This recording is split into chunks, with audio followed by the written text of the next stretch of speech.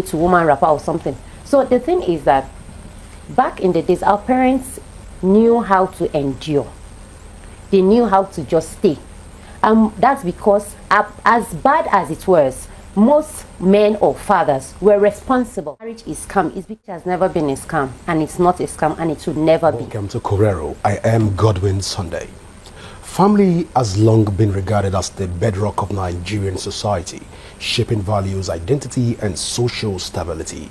However, recent trends suggest that this foundation is facing increasing strain as divorce rate across the country continues to rise, cutting across age groups, social classes, and religious backgrounds. What was once considered rare or socially discouraged is now becoming more common and openly discussed. From economic pressures and changing gender roles to communication breakdown, unmet expectation, and evolving social norms, many factors have been linked to the growing number of marital breakdowns. At the same time also, there are concerns about the impact this trend may have on children, extended families, and the wider society, especially in a country where family remains a central pillar of social life. This situation raises important questions about the state of family values in Nigeria as at today. Are marriages collapsing because of societal values are changing, or because families are struggling to adapt to modern realities? What roles do culture, religion, economy, hardship, and emotional well-being play in sustaining or breaking marriages? And more importantly, what can be done to strengthen families and reduce the rising rate of divorce that we've seen across the country? Well, to help us even unpack all of this issue, we have with me in the studio here a professional who will be giving us insights into the changing dynamics of marriage and family life in Nigeria. We are joined by Victoria Yoosuff, relationship and marriage expert. Well, at this point, we'll take a short break. When we return, we will dive into the conversation. Correro continues in a moment. Please stay with us. Welcome back. Before we went for that break, where I told you that I have with me in the studio a person of Victoria Yoosuff, who is a relationship and marriage expert. You're welcome to Correro. Thank you. Well, let's even dive into the conversation.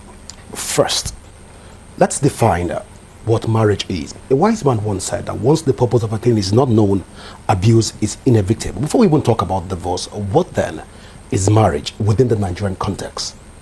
Well, marriage has always been God's idea. It's not a man idea. It's not even a Nigerian idea or an African idea. It has been right from the beginning that God instituted the institution of marriage. He was the one that started it in the book of Genesis, when he brought Eve to Adam and said, and Adam was like, wow, this is my wife. She was taken out of the man. So marriage is for a mature man and a mature woman. They coexisting together when they have done their regular rites, either traditional marriages or courtship. And then they become husband and wife. And it's a good relationship where they can help each other to grow and become a better version of themselves. So when you bring it down to Nigeria, it's still the same thing. It's between a mature man and a mature woman when they have brought in their families and they have gotten the rights to become husband and wife. And then they live together happily ever after in the cartoon lineage or words. However, a lot of people don't understand that aside that, you need to be prepared for marriage. It's not just saying, oh, I love this man, I love this woman, we're going to live happily ever after, like I said, or like we hear in cartoons and in movies, but having that maturity of saying, well, yes, I am by this woman for life. So it's a give and take institution. It's not just something for the man alone to keep investing into the woman or keep investing into the relationship. It's both sides. But when you talk about our nation, a lot of people are more dependent on, oh, the man is the provider, so he's the one that should make the relationship work. He's the one that should always pay school fees and always do all the financial responsibility and make it work. But it's both ways. both the man and the woman have to be intentional in giving into their marriage. So that's how marriage is. And they are not willing to learn or unlearn what they have been taught. Like some people will say, I didn't know marriage was like this. My mother never told me. Your mother doesn't have to be the one to tell you. There are books, there are seminars, there are so many things that your mother or your father might not even know or might not even experience because of their own time and space. So recently, a lot of young persons have described marriage as a scam institution where you get into marriage in order to gain some form of societal recognition. You enter into marriage in order for you to benefit from the other party. So you prey on them in order to get what they have. But then you are a professional in this field. Is marriage really a scam? Marriage has never been a scam, and it's not a scam, and it will never be. Marriage is for the prepared. That's why I even said it's for those that are mature. A mature man and a mature woman, knowing and intentionality in going into marriage, they have to have the knowledge necessary for them to be together. A lot of young persons have described marriage as a scam institution where you get into marriage in order to gain some form of societal recognition. You enter into marriage in order for you to benefit from the other party. So you prey on them in order to get what they have. But then you are a professional in this field. Is marriage really a scam? It's never been a scam, and it's not a scam, and it will never be. It's for the prepared. That's why I even said it's for those that are mature. A mature man and a mature woman, knowing and intentionality in going into marriage, they have to have the knowledge necessary for them to be together.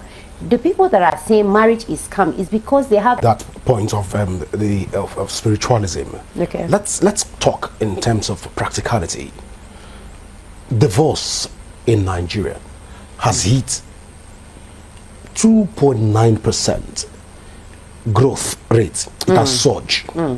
Right now, one of the most prominent thing in court right now is people filing for divorce. But let's take it from the origin.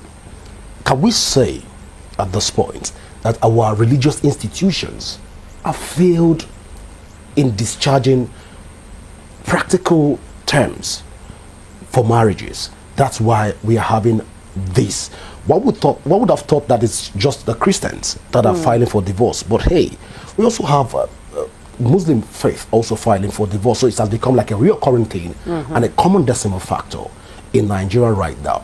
If you tell somebody you're filing for divorce right now, it's no longer strange. It's no longer a big deal for anybody. Yeah. But then, have the religious institutions failed in its counseling processes?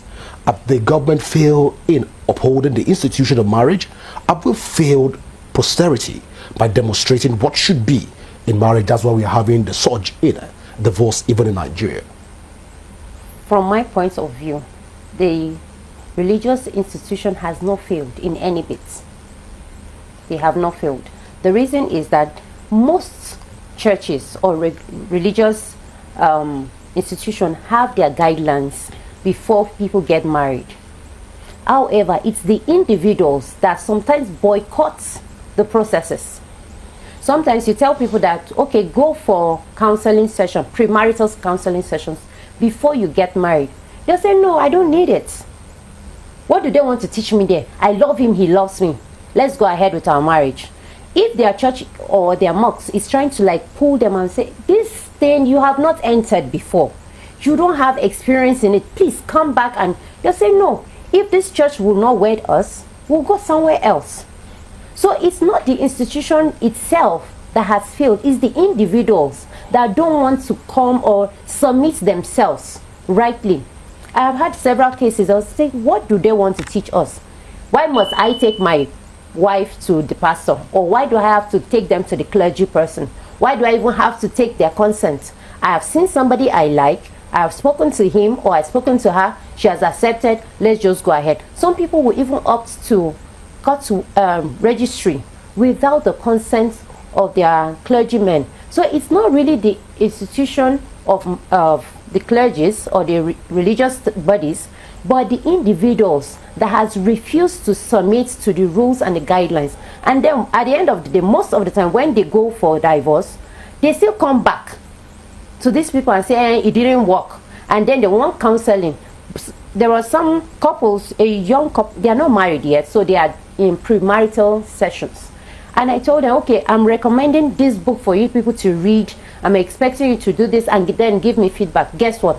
They told me that actually we don't need this your book, there is nothing, I've already decided this is the person. And this is people that are already having tendency of having a toxic relationship, not even a toxic marriage. Of course, when they get married, it might escalate to that, and they might, but when we see things ahead and we're saying, please go for premarital counseling, read books, attend seminars, most young people feel that, what is there? What are they going to teach me? What are they going to say different from what they have said? And besides, some people already have bad background, faulty background. They've seen their mother and their father having a lot of issues, maybe abuse in the marriage, abuse in their society, and so they feel that what is there to marriage anymore? And because of that, they don't want to learn. But if people would consciously, intentionally go back to this institution and say, okay, let me submit myself and go through the rudiments, let me go through the books, let me go through the counseling sessions, of course there will be turnaround. You've said that the institutions have not failed. Well, but most of the persons that also teach as counselors in various proclivity, religious faith, most of them also are not perfect, and they're having challenges with their marriages. Yes. You can't give what you don't have. Now, in most counseling sections and marriage curriculums that counselors use to teach young people before getting into marriage, we've been able to x-ray and examine some of those documents. It paints a picture that marriage is an El Dorado.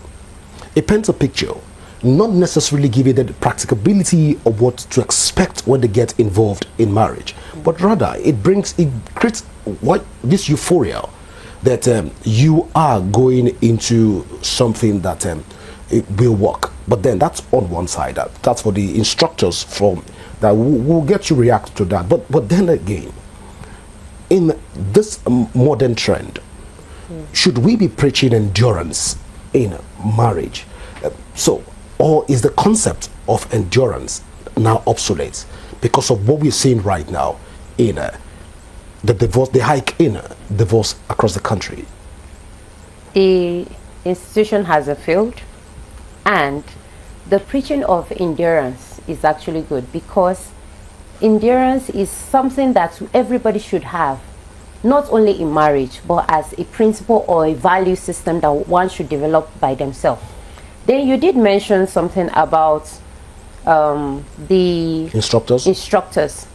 Yes, the instructors might not be perfect, because as they are teaching, they are also experiencing life.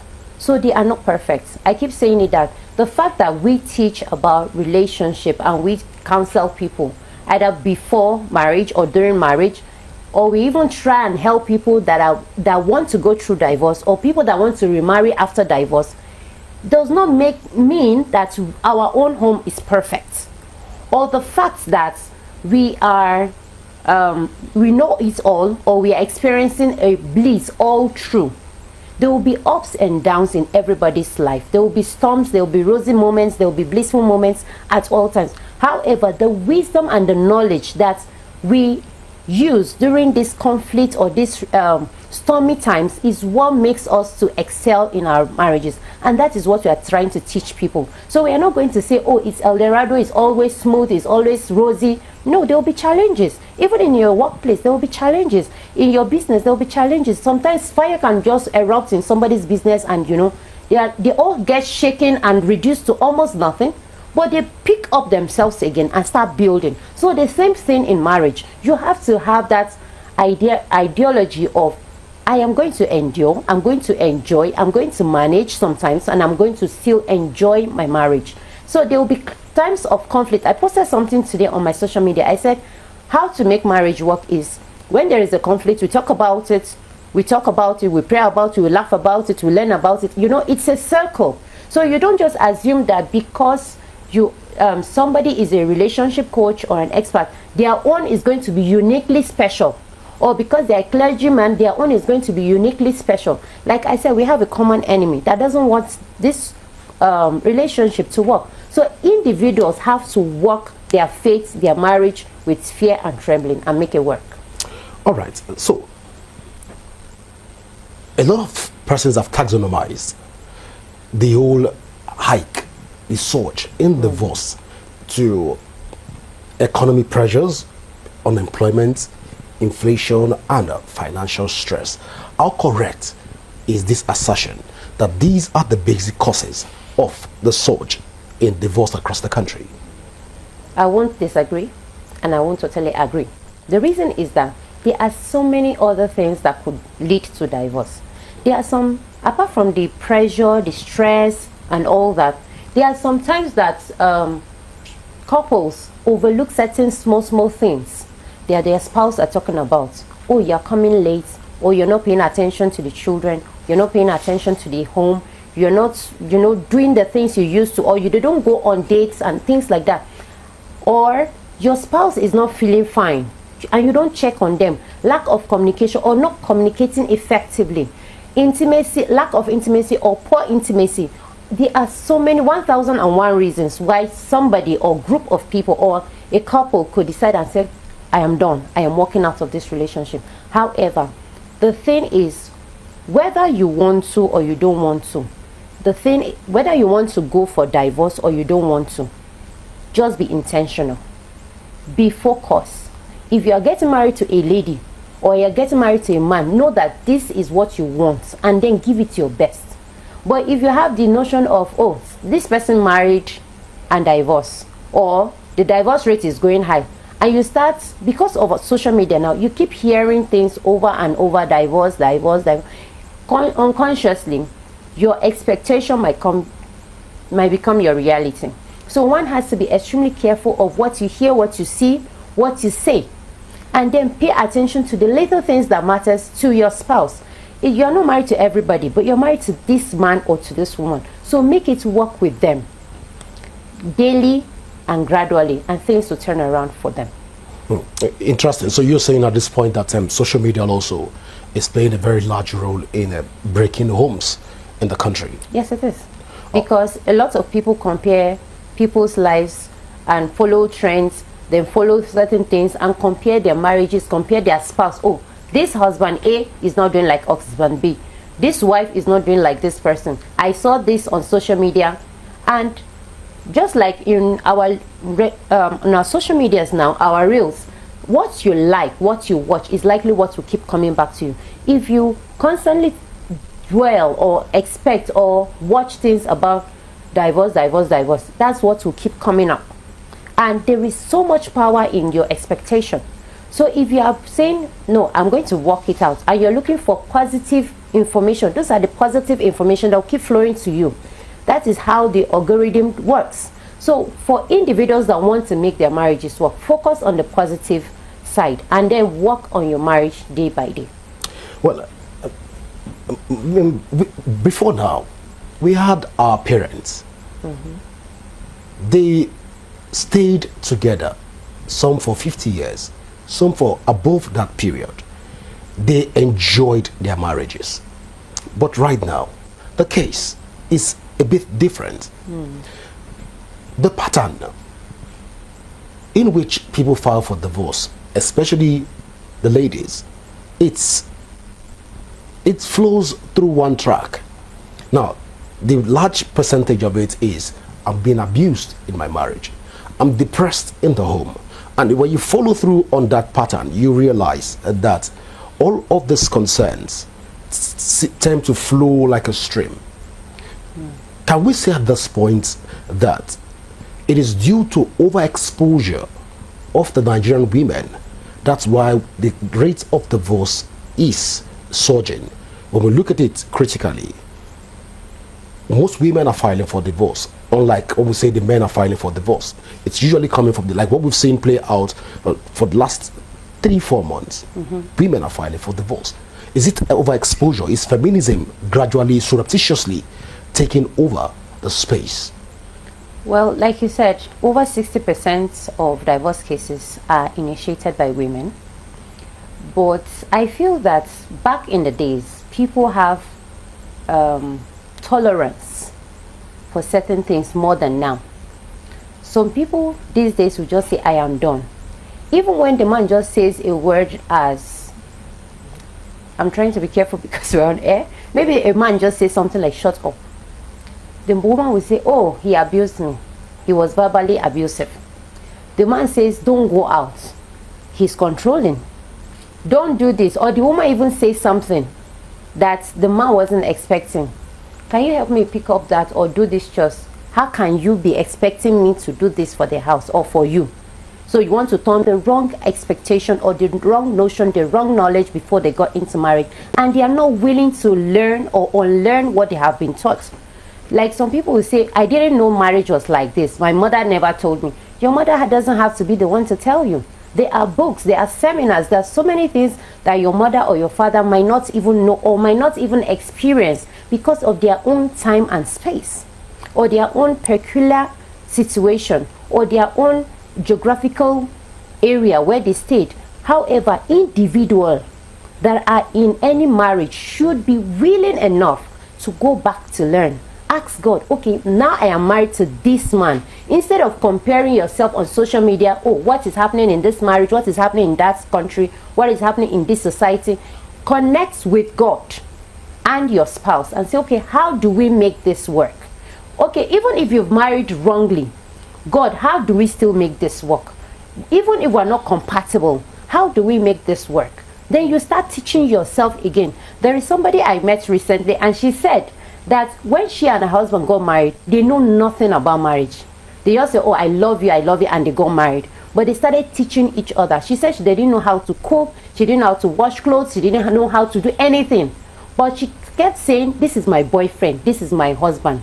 That it took her like years for her to even say, oh, I am now somebody's wife. So because they understood the need for them to understand and teach each other over and over, the husband would do his own bit to, do some cleaning, wash her clothes, she will wash his own, and they were just growing gradually. Guess what? They are over 25 years in marriage today because they knew that, okay, it's not my husband's mother or father that is doing us. It is not them that will come and make it work. It's not even God that will come to earth and say, yes, I am God, let me help your marriage work. No, it is you and I in this marriage. Let's work together. Let's apologize to each other. Let's make this relationship work. But a lot of people are saying marriage is scam because they had this mindset that, oh, my husband is going to pay all my bills, or my wife is going to take care of me and clean my clothes and do the laundry and, take care of the children. But guess what? The woman has her own needs also. The woman also has challenges. She is also getting into this with zero experience. It's not like when you go to job and they say they need 18 years experience and you just came out of university. So you're just getting married and you're just getting that certificate. It's like a learner's permit. Oh, yeah, go and do show us what you can. So if you have that mindset of marriage is a scam, or what will I get out of marriage, or what do you bring to the table, you might just miss it. But when you go into marriage and saying, okay, God, help us make this work. How do we go about it? What are the things I ought to do as a wife? What is my role as a wife? And the husband also is willing to learn and saying, okay, what is the role of a husband? What is the role of a father, even before the children start coming? And they start learning and preparing and adjusting their lives. Not thinking that, oh, life will just happen, or because they are now married, everything will just fall into place. Or because they are now married, things will just keep working out the way it's supposed to be. Besides, our strongest enemy is the devil, and he will keep firing. Well, before you take us to woman rapper or something. So the thing is that back in the days, our parents knew how to endure. They knew how to just stay. That's because as bad as it was, most men or fathers were responsible, were always there. Whether they had 2 or 3 wives, they would make sure that, okay, when they go to farm, the yam is shared in certain ratios. Even in the Bible, where you have Hannah and Pelina, when they shared the portions, the Bible said that the husband will always give her a portion. However, even with a single man and a single wife now, some men will just do, and she's working, Some, even when the woman is not working, they don't care. And then gradually this woman is beaten, and she's becoming strong and having hatred build up over time. And she's already telling herself over months and years, I'm going to leave this man. I'm going to work on myself. I'm going to build. And then gradually maybe she has a circle of people, and she tells things that, oh, my husband insulted me, my husband. And they are telling her, work out, do this, do that. You can do it on your own. And some women have their notion of, I am not free in my marriage, but when I leave, I will be free to do certain things I'm not allowed to do. I'm not free to go out or to do certain things, to buy certain properties or to invest or give back to my parents or by society as much as I can now that I'm married. So they will not say, okay, if I can earn more, if I can do certain things better, I'll be able to save. And in fact, a lot of coaches in quotes or mentors in quotes will say, okay, build up yourself in a way that you can stand without the man. So these teachings has gone on quietly over and over for decades, that women are saying, yes, I can actually do what a man can do, and I can even do it better. I can take care of my children without the husband. So this is what is making women to file for divorce, because they feel that why should they be under a man that is not responsible or that is abusive, that is maybe tarnishing or embarrassing them in public by all this side chick and all that, while they can take care of their children and all that. So that's why you see that it now seems as if the divorce rate is higher and the women are now initiating it more than the men. But in all this put together, what does this say about the future of children from single parents right now? Because whether we like it or not, we will all be before the tribunal of history to speak on these issues. What hope, what's the future of these children in homes where parents are separated? It's not a bright future. It's not a good future, because when God created institution of marriage, he knew that Adam alone could not do it.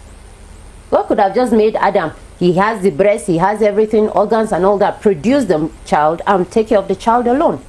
As he's naming the animals, he made them male and female. He made the male, he made Eve, because he knew that they needed each other to grow. They needed each other to take care of their children. They needed each other to train their children rightly. So there is no amount of money you have as a man that you feel that, oh, I can take care and school my children or employ help to take care of those children alone. God knew you can't. That's why he gave you a wife. And as a woman, no matter how exposed you think you are, no matter how wealthy you think you are, you cannot adequately train a child, whether male or female. Because some people say, it's when it's a male that you need a male figure. No. You need a male figure in the lives of your daughters. You need a male figure in the life of your sons. So it needs to be balanced. So I don't subscribe to the idea of, oh, I can do it because you have money. Money isn't everything. There are certain people that I've come across in this short life of mine when we do counseling, and they're like, oh, I wasted my life, I wasted my resources. I thought it's just giving my children money and then staying late at work, or employing cooks, nannies, gardeners, drivers and all that, thinking everything is money. No, you need to be there. You need to converse with these children. You need to instill in them good values that they can work with and become responsible in the future. And then they can also say, oh, when I was younger, my father and my mother did this and that, or they said this and that, and they helped me become who I am today. But if you're just a single mother and you feel that, oh, it's just money and, you know, maybe your friends and all that, that's not a complete family. That family is not balanced. All right. When we look at the government as an institution, one begin to ask, with these surging figures of divorce across the country, has the government done enough in order to address these concerns? Well, the government is the people. As an institution? Yes, I know. But, you know, a lot of people will say the government should step into it, but the government can't do much.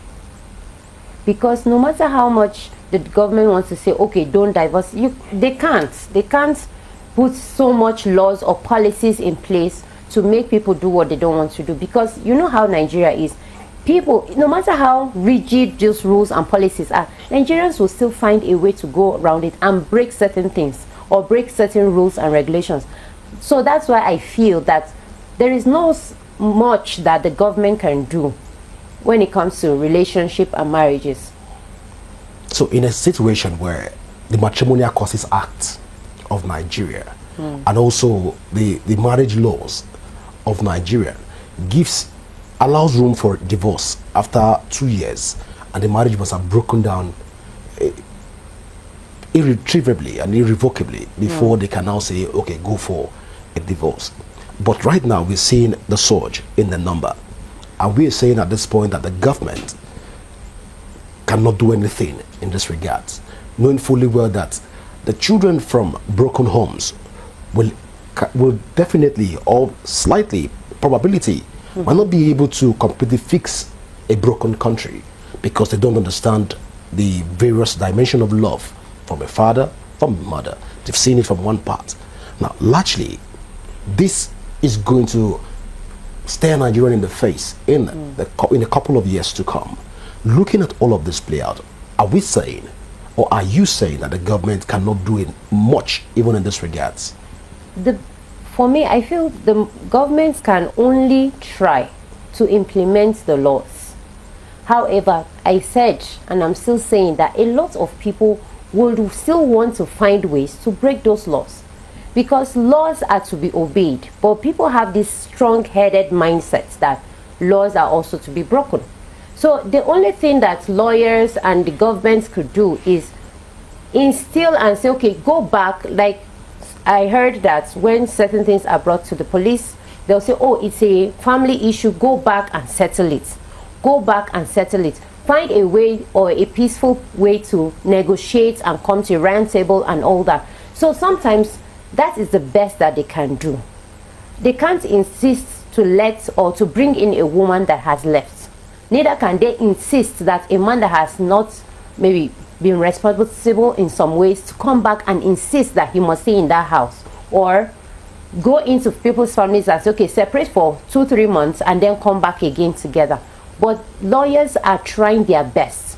I know that they are trying their best to maneuver and say, okay, let's come back, let's adjourn, let's try this method, let's go for counseling, let's go for therapy, because I'm also in the process. But the thing is, it's still up to individuals to align to what the government has put in place and then go by it.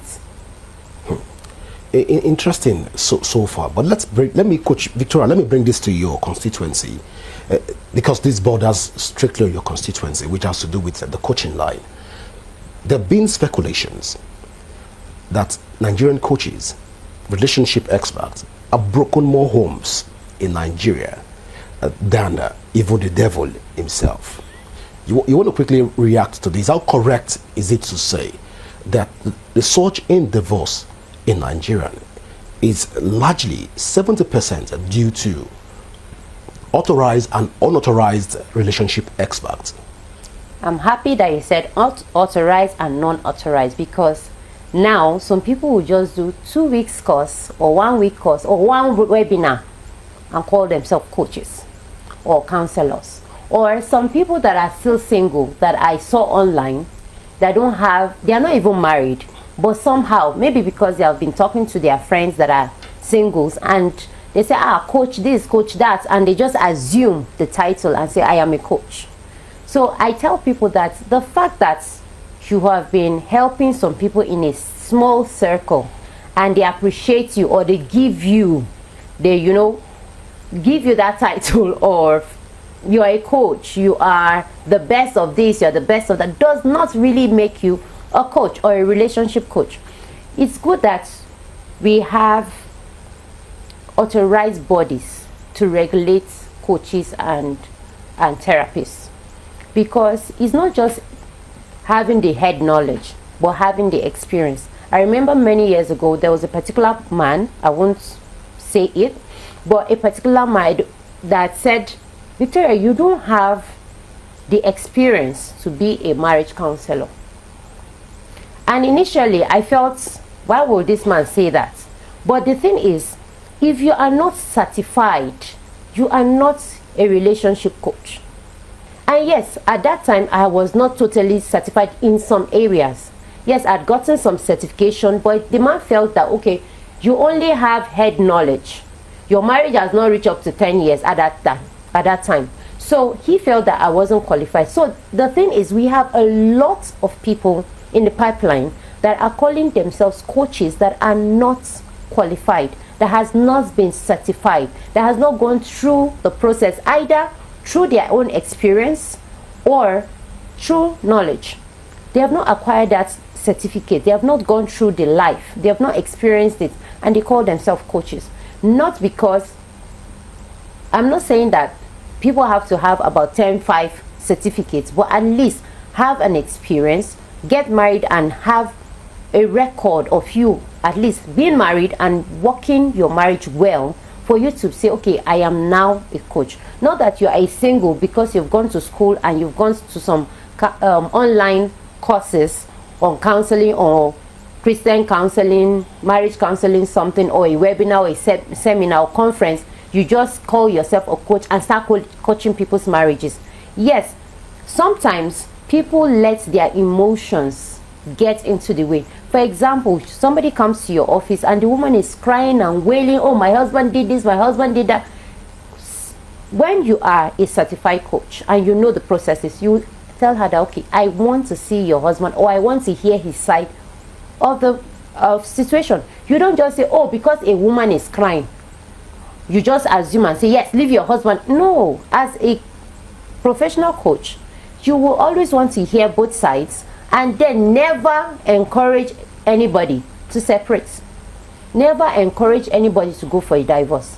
You will rather look for ways and say, okay, let's do counseling, let's give it another 6 months, let's give it another 1 year, let's do this, let's do that, read this book, go for this seminar, watch my webinar, watch my podcast, and let's pray about it. Let's watch and let's see how God can intervene to make it work. But people that are not experienced, or they are using their own negative experience or negative mindset to judge or to jump into a situation and say, yes, your husband is wicked, your wife is this, your wife, you will just really do break homes, like they've said. Then lastly, I would want to include that it's possible that people can get carried away from the notions of things, and then they could also end relationship. I posted something recently on one of my TikTok handles about people not using their negative experience to judge or to counsel people before, or your own negative experience to counsel people to rush into divorce. Because there was a time I was just saying things about, if it's not working, work out. If it's not working, you know, and I made that post. Guess what? My TikTok was banned. Just like that. So from time to time, some people don't want to hear the truth. Some people don't want to work on what is hard to make their relationship work. At this point, I'm curious. Are clergymen supposed to counsel people even when it has to do with relationship, or they should refer when homes are confronted with the storm of life? I have always said, not all clergymen are counselors. Not all clergymen are good relationship coaches. The fact that you have a congregation does not make you certified. Like what we were saying, that a lot of people just call themselves coaches.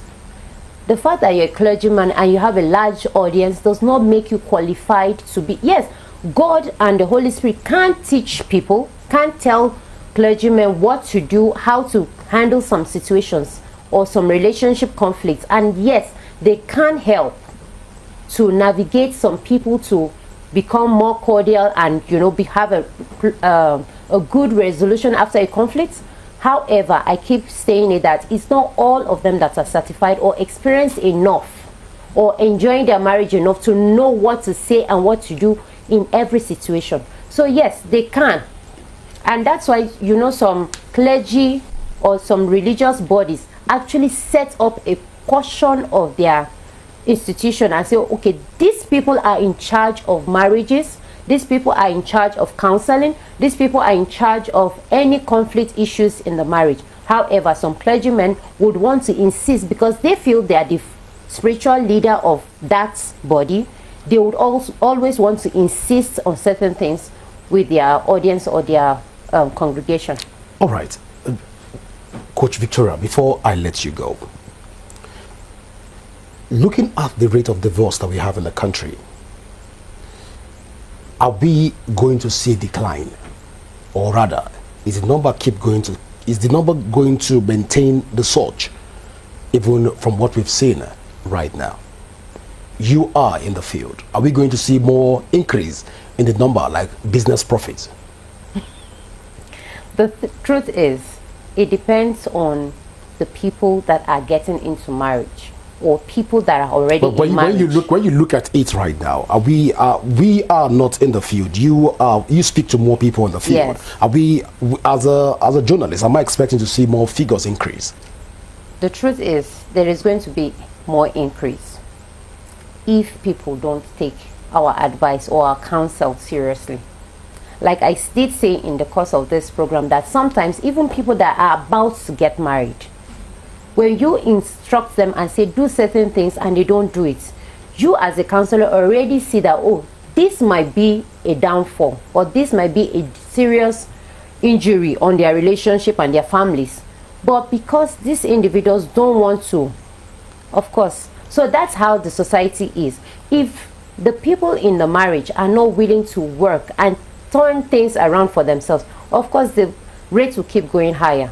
But so from your standpoint right now, this surge is not going down anytime soon? No, it's not going down anytime soon if people don't change. Interesting. Not sound like a prophet of doom. Of course. But then, is there light at the end of the tunnel for Nigerian marriages? Tradition, cultures, and also morality, if the numbers keep surging, is there light at the end of the tunnel? It's only God that can help us predict that.